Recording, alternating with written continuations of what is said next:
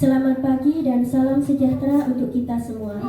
Yang terhormat, Kepala SMA Negeri Kabu, Bapak Bai SPD MMPD, serta Bapak Ibu Guru yang kami hormati.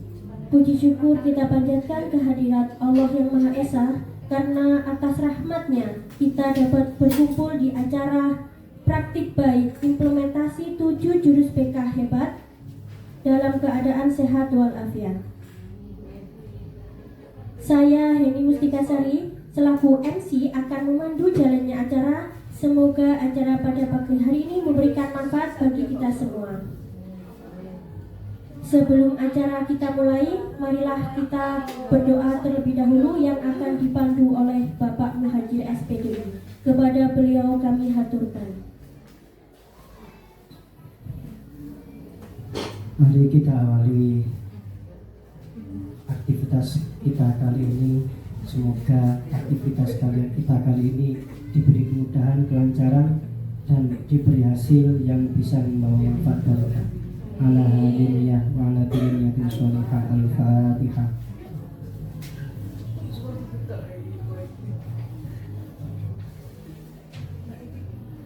A'udzubillahi minasyaitonir rajim. Bismillahirrahmanirrahim. Alhamdulillahirabbil alamin. Allahumma shalli ala sayyidina Muhammad wa ala ali sayyidina Muhammad. Rabbana atina min ladunka rahmatan wa hayyi lana min amrina rasyada. Rabbana zidna ilma nafi'an wa amalan mutaqabbalan wa rizqan wasi'an halalan thayyiban mubarakan.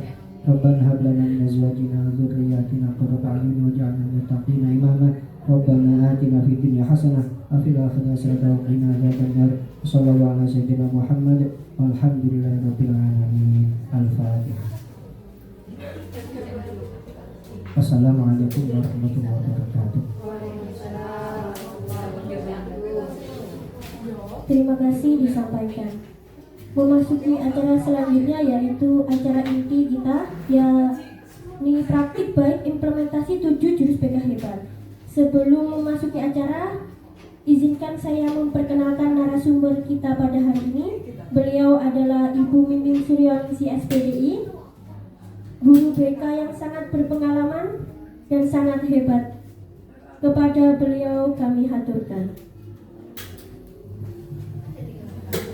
Assalamualaikum warahmatullahi wabarakatuh. Waalaikumsalam warahmatullahi wabarakatuh.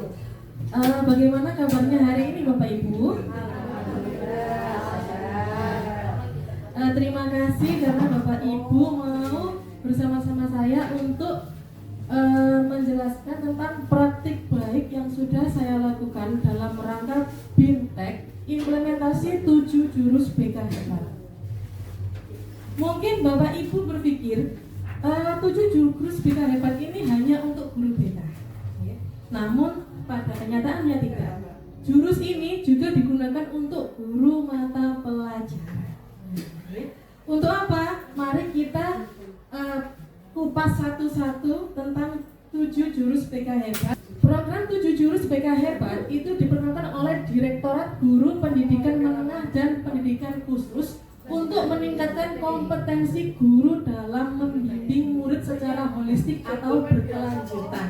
Nah, ini selaras dengan program kurikulum kita, guys, pembelajaran mendalam. Di sini kita tidak hanya untuk belajar atau mengajar siswa itu secara akademik, tapi juga memahami setiap diri siswa itu sendiri, baik secara mental, masalah-masalah yang ditemukan di lapangan. Jurus pertama adalah kenali potensi. Fungsinya untuk apa sih? Untuk membantu murid memahami dan mengenali diri mereka secara mendalam. Yang saya gunakan di sini ada 3, yaitu multiple intelligence, learning style, dan reason. Untuk praktik baiknya saya gunakan hanya 1, yaitu learning style atau gaya belajar. Nah, ini sangat penting ya Bapak Ibu, sebelum Bapak Ibu itu mengajar, alangkah baiknya untuk memahami apa sih gaya belajarnya anak-anak ini. Sehingga apa? Nanti strategi pembelajaran Bapak Ibu itu sesuai dengan mereka. Kalau nggak sesuai, kadang kita merasa kok anak-anak ini seperti ini, kok nggak memperhatikan, kok nggak paham-paham. Nah, inilah fungsinya learning style.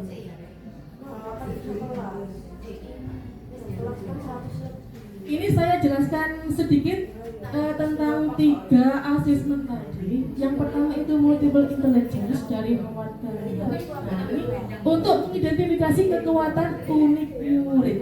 Oke. Lalu mendukung gaya belajar yang beragam juga. Oke. Nah, di sini ada 8 kecerdasan majemuk atau multiple intelligence nanti yang bisa terdeteksi dari tes multiple intelligence. Oke. Ada cerdas verbal linguistik, interpersonal, natural, eksistensial, logik, matematik, intrapersonal, kinestetik dan visual spasial. Oke. Di sini sudah mencakup semuanya ada. Nah, ini yang saya gunakan adalah gaya belajar atau learning style. Ada 3 gaya belajar yang kita deteksi dengan menggunakan tes ini, yaitu visual, auditory, dan juga kinestetik. Tes yang saya gunakan menggunakan ini, akupintar.id tes gaya belajar. Nah, mungkin Bapak Ibu guru sekarang bisa mencoba gaya belajarnya nanti apa. Coba nih, ayo kita sama-sama mencoba buka di Google Chrome-nya ya Bapak Ibu. Baik, apa ya hasilnya Bu Heri Mustika? Visual kinestetik guru matematika kita. Benar ya, visual kinestetik. Nah, ini sambil jalan-jalan. Oke. Nah, sekarang ya, yang terakhir adalah riasek atau tes bakat minat. Ini biasanya digunakan untuk kelas 3. Nanti memahami yaitu potensinya, karirnya di mana atau ambil jurusan ketika kuliah. Ada realistik, artistik, enterprising, investigatif, sosial, dan konvensional. Nah, ini ada contoh profesinya. Kalau kita di mana Bapak Ibu? Kita di mana? Kita di sosial, orang yang peduli dan komunikatif guru, konselor saya yang di sini ya.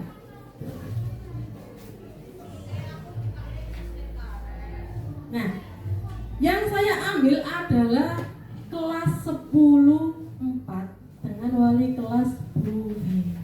Nah, ini kenapa sih kayak saya itu mengambil sampelnya di kelas 10/4? Nah, ini anak-anak belum memahami gaya belajarnya apa. Ya, ketika dulu mengerjakan di awal-awal, mereka hanya mengerjakan setelah sudah tidak disimpan lagi gaya belajarnya apa, sehingga masih belum tahu. Yang kedua, nah ini saya ketik ini. Pesan terkadang tidak fokus dalam mengikuti pembelajaran. Ini berdasarkan dari Bapak Ibu guru yang mengajar. Nah, ini yang 3. Guru mata pelajaran dapat merancang strategi pembelajaran yang sesuai. Mungkin Bapak Ibu merasakan kalau mengajar di kelas 10/4 itu anaknya aktif, anaknya banyak bicara dan sebagainya. Mari kita kupas dari sisi gaya belajar.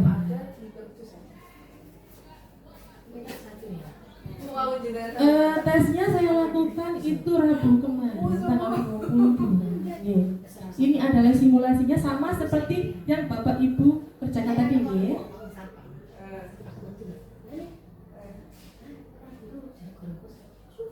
Nah, ini adalah hasil asesmennya. Dari 30 respon ini yang paling tinggi ada 3, yaitu visual, auditory, dan visual auditory. Kinestetiknya, ini kinestetik. Kinestetik.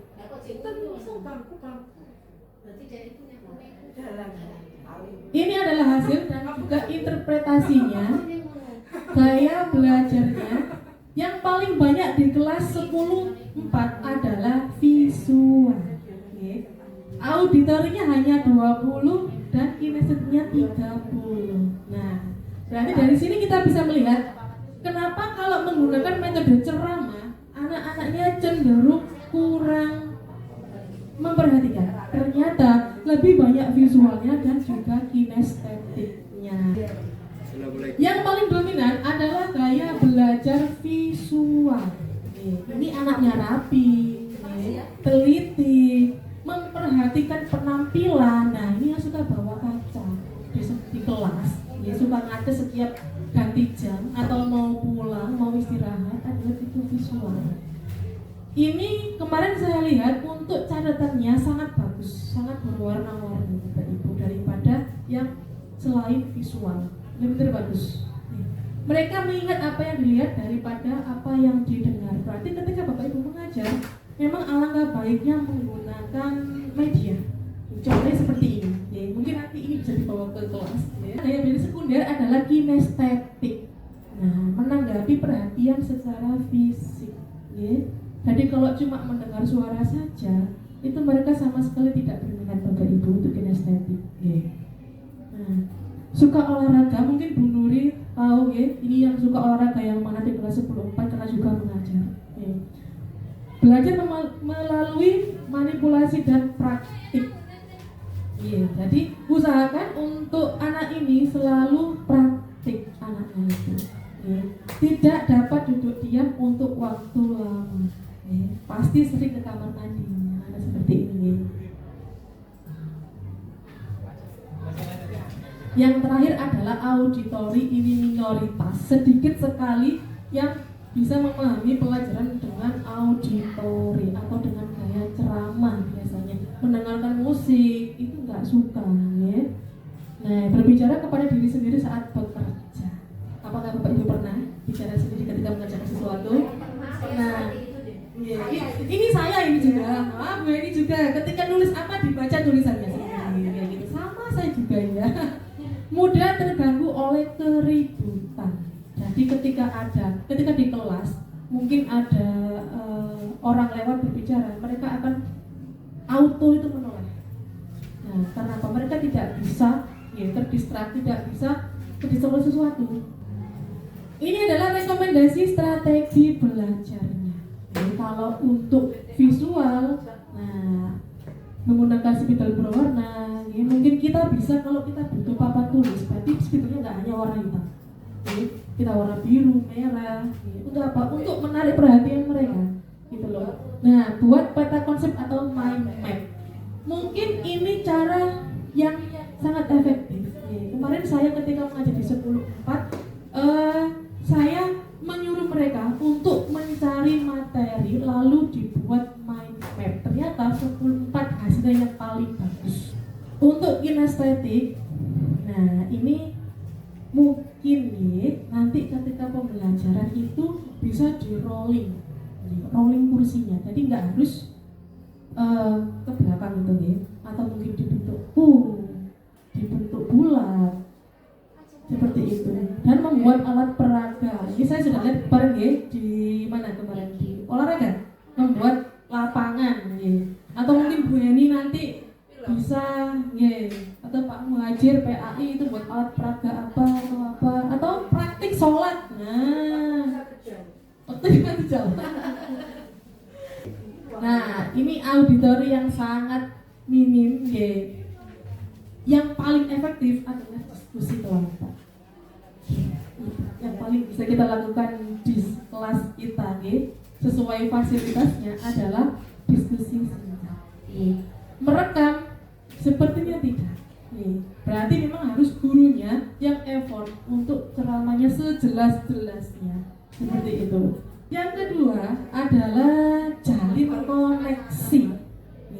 Ini sangat penting sekali ketika Bapak Ibu itu menghadapi siswa yang bermasalah ketika proses pembelajaran.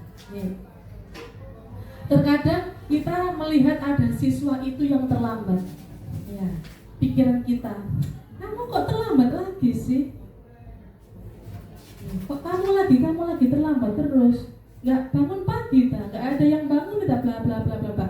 Kita cenderung untuk menghakimi tanpa bertanya terlebih dahulu. Apa penyebab dari terlambat itu contohnya? Atau tidak mengerjakan PR. Nah, kenapa kok tidak mengerjakan PR?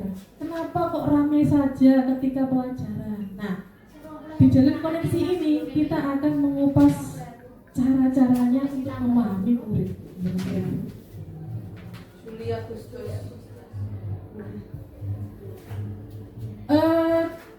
Teknik teknik dasar penting, tapi ini bukan hanya untuk guru BK, tapi non BK juga penting karena ada hubungannya dengan segitiga restitusi yang bisa Bapak Ibu pakai untuk memahami permasalahan siswa. Ada keterampilan pembuka percakapan, keterampilan bertanya, merespon, merefleksikan, dan juga menyimpulkan.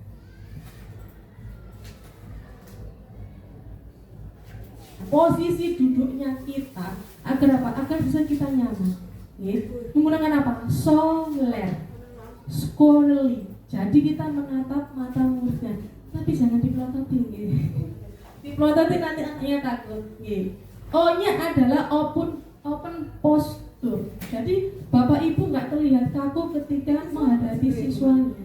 Nanti ini menyesuaikan dengan tempat, ini bisa di kelas, di luar kelas, atau di ruang guru. Ini menyesuaikan. Yang pasti posisi Bapak Ibu itu nyaman dan juga tidak terlihat kaku. Lalu learn.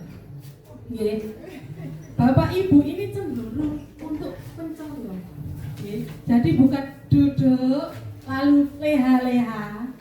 Apa le? No, enggak seperti itu. Tapi cenderung untuk mencondongkan tubuhnya. Ini apa? Berarti siswa merasa kita itu menerima, memperhatikan mereka dengan gestur kita. Lalu ada eye contact. Kita lihat secara lembut mata siswanya ya Bapak Ibu. Sekali lagi, tolong jangan dipelototin. Kita cenderung sudah emosi duluan. Mau bertanya itu pasti akan melotot dengan sendirinya. Yang terakhir adalah relax. Gimana caranya Bapak Ibu untuk membuat siswa itu tidak tegang ketika berkonsultasi dengan Bapak Ibu calon-calon guru wali. Ini sangat penting. Ada keterampilan bertanya. Kalau selama ini Bapak Ibu itu cenderung bertanya iya tidak. Kamu terlambat ya? Iya Bu. Kamu gak mau terus ya? Iya Bu. Bila kamu jelek ya? Iya Bu. Kalau menggunakan seperti itu, maka kita nggak akan dapat apa-apa. Yang kita butuhkan adalah ini, pertanyaan terbuka. Loh, kenapa kok terlambat? Nah, usahakan agar siswa kita itu mengeksplorasi. Jawabannya lebih dalam sehingga oh iya, ini loh alasannya. Keterampilan merespon. Ketika nanti siswa Bapak Ibu mengatakan saya Bu sedih karena orang tua saya bermati, responnya itu sesuai dengan pernyataan siswa ini. Biasanya ini tentang perasaannya. Oh, kamu sedih ya? Seperti itu. Tetap matanya tidak boleh melotot. Penting ini. Jadi bukan cuma guru BK yang harus punya ini. Nah, seperti ini Nah, Bapak memahami betapa kecewanya kamu saat ini. Harus soft spoken, calon-calon guru wali ini harus soft spoken. Ini merefleksikan, jadi memantulkan kembali perasaan muridnya. Saya benar-benar bingung dengan semua pilihan ini. Rasanya seperti semua orang punya pendapat. Gurunya memantulkan kembali apa yang dipikirkan oleh muridnya. Sepertinya kamu merasa tertekan ya, kamu stres ya, kamu frustasi ya dengan keadaan ini. Nah, ini menyimpulkan dari semua cerita-cerita siswanya, Bapak Ibu harus bisa menyimpulkan anak ini tuh sebenarnya itu cerita apa, maunya apa. Seperti itu.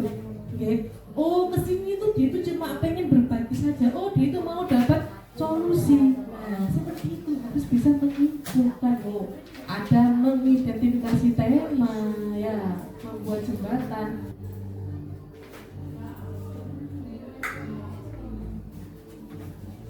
Koneksi dan koreksi. Jadi Bapak Ibu, maksudnya ini apa? Sebelum Bapak Ibu itu mengkoreksi tindakan siswa, sebaiknya Bapak Ibu itu mengkoneksikan dulu antara pemahaman jenengan dengan siswanya. Oke. Apa sih yang terjadi? Oke. Bagaimana siswa ini bisa nyaman cerita dengan jenengan? Itu dibutuhkan koneksi yang bagus. Koneksi yang menciptakan rasa aman dan kepercayaan yang menjadi fondasi agar koreksi dapat diterima.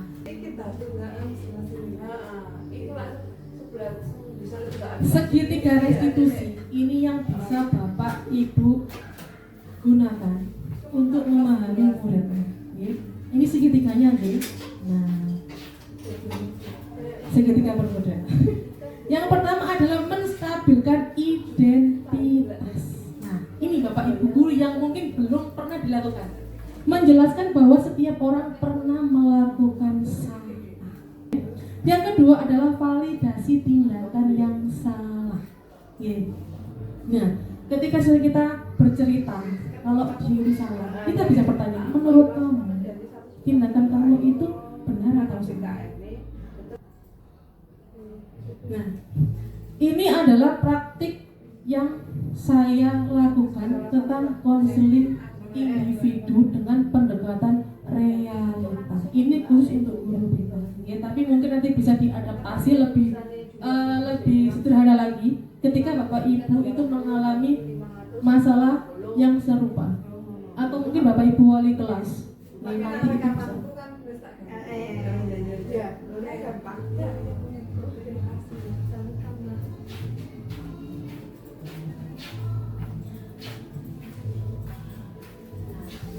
Tujuan dari saya menggunakan konseling pendekatan realita ini yaitu individu bertanggung jawab atas pilihan dan tindakan untuk memenuhi keinginan dan kebutuhan. Kembali lagi, bukan saya atau Bapak Ibu yang mencari solusi, tapi mereka bertanggung jawab atas pilihannya sendiri. Okay. Ini subjeknya adalah AL kelas 11-7.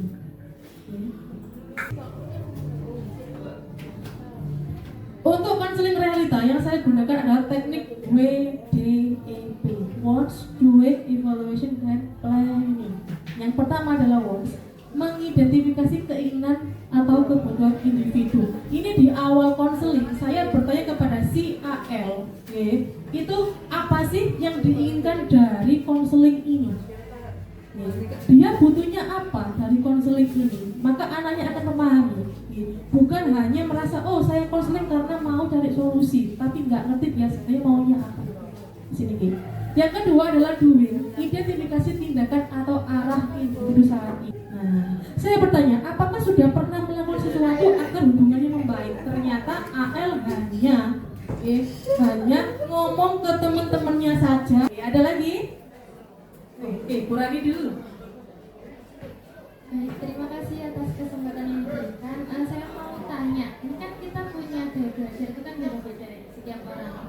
Nah, kira-kira apa aja sih Bu hal yang mempengaruhi gaya belajar setiap orang itu beda-beda? Terima kasih.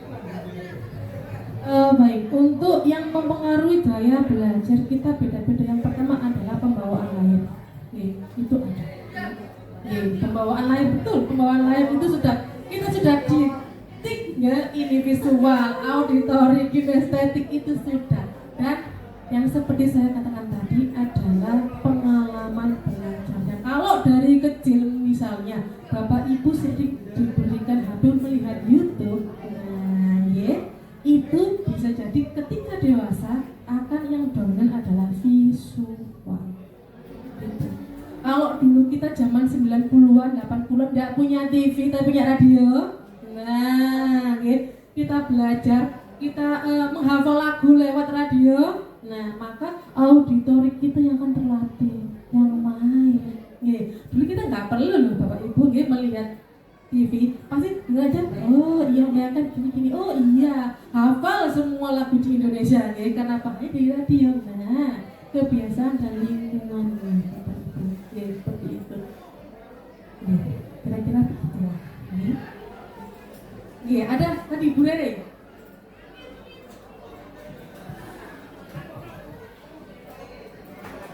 Terima kasih. Yang saya tanyakan tentang segitiga restitusi. Iya.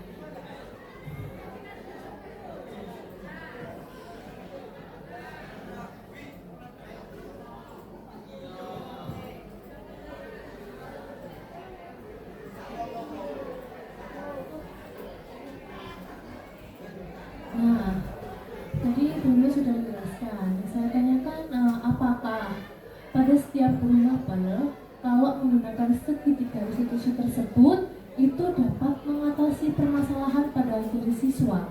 Begitu. Terima kasih Bu.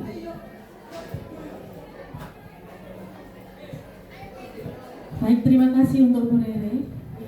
Apakah segitiga restitusi ini pada guru mapel jika diaplikasikan bisa menyelesaikan masalah siswa? Semuanya nih, saya pikir semuanya nih.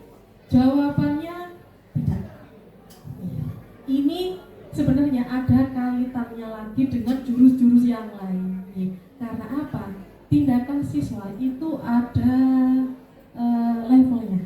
Ada level 1, level 2, level 3. Yang mana jika ada di level 3, itu segitiga restitusi tidak bisa. Karena apa? Karena sudah harus diberikan kepada ahlinya. Ini bisa ada di level 1.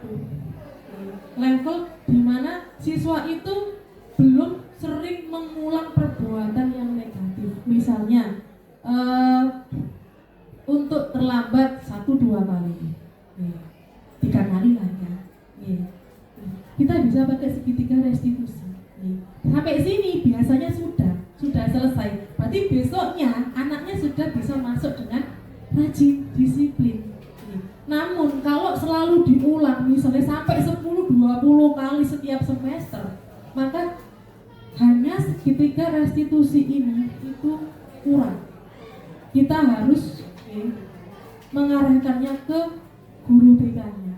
Nanti kalau di guru BK diagnosisnya dia ada penyakit mentalnya misalnya, maka harus dirujuk kepada yang ahli. Berarti itu ada di level yang paling atas, level paling banyak sendiri, mungkin ke psikolog, ke psikiater, sebagainya. Tapi segitiga restitusi ini pasti akan diterapkan di setiap kita sesi konsultasi dengan murid. Nanti kalau berasa kok saya sudah segitiga restitusi kok anaknya masih gini-gini aja, berarti Bapak Ibu sudah harus berkoordinasi dengan guru BK-nya, dengan wakanya, atau mungkin kepala sekolahnya. Sebenarnya ada apa sih? Nah, gitu. Karena kapasitas kita itu sudah beda, betul lagi. Baik Bapak Ibu, terima kasih untuk waktunya berbagi praktik baik dengan saya. Semoga kegiatan kita hari ini itu bermanfaat untuk semuanya. Saya akhiri. Assalamualaikum warahmatullahi wabarakatuh. Terima kasih kepada narasumber yang telah membagikan ilmunya kepada kita semua. Praktik baik implementasi di jurus BK hebat ini sangat menarik sekali untuk kita ya, sebagai guru, sebagai wali kelas, juga nantinya akan menjadi guru wali untuk anak-anak kita. Oke, demikianlah acara pada pagi hari ini. Terima kasih kepada seluruh Bapak Ibu guru yang bersedia meluangkan waktunya untuk belajar berbagi praktik baik bersama kami. Semoga apa yang kita terima hari ini bermanfaat untuk kita semua. Saya selaku MC memohon maaf bila ada salah kata. Terima kasih. Wassalamualaikum warahmatullahi wabarakatuh.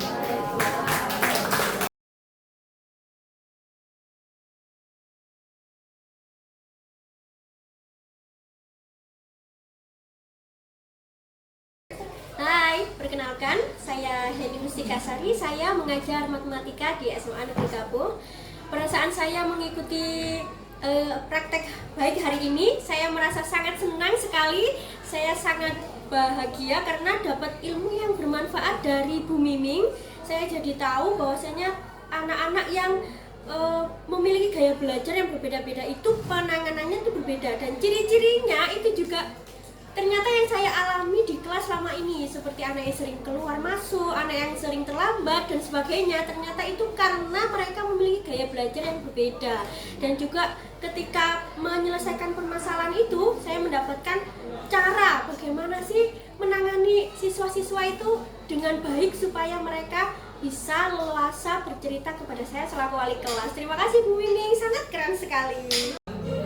Hai, saya Maharani Asrintia, saya guru bimbingan dan konseling. Hari ini saya senang sekali bisa mengikuti praktik baik implementasi 7 jurus BK Hebat karena saya dapat ilmu baru, wawasan baru, terlebih terkait dengan teknik konseling yang sehari-hari tentu terpakai ya karena saya seorang konselor juga di sini. Gitu. Terima kasih Bu Wining, keren sekali.